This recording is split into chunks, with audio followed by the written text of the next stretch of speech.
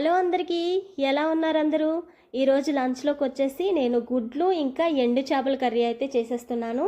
ఎండు చేపలు అంటే తెలియని వాళ్ళంటూ ఎవ్వరూ లేరు. మా గోదావరి సైడ్ అయితే ఆల్మోస్ట్ అందరికీ ఎండు చేపల గురించి అయితే తెలుసు. ఇక ఎండు చేపలు కోడిగుడ్లు కాంబినేషన్ వచ్చేసి చాలా అంటే చాలా బాగుంటుంది. ఇక నేను గోదావరి సైడ్కి వెళ్ళినప్పుడైతే కొన్ని ఎండు చేపలు తెచ్చేసుకొని స్టోర్ చేసేసుకుంటాను. కంపల్సరీ నాకు వెజిటేబుల్స్లో కాంబినేషన్ వచ్చేసి ఎండు చేపలు అయితే ఉంటుంది. నేను ఎండు చేపలతో ప్రతి వెజిటేబుల్తో కాంబినేషన్ చేస్తూ ఉంటాను. చాలా అంటే చాలా టేస్టీగా ఉంటుంది.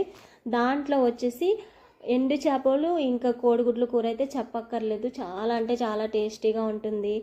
దీంట్లో కొన్ని టమాటాలు ఇంకా రవ్వ పులపగా చింతపండు వేసేసుకొని కొంచెం అంటే కొంచెం ధనియాల పౌడర్ యాడ్ చేసేసుకున్నాక కూర దగ్గర పడిన తర్వాత తెల్ల అన్నంలో ఒక ఎండు చేప ఇంకా కోడిగుడ్డు ముక్క కలుపుకొని తింటుంటే చాలా అంటే చాలా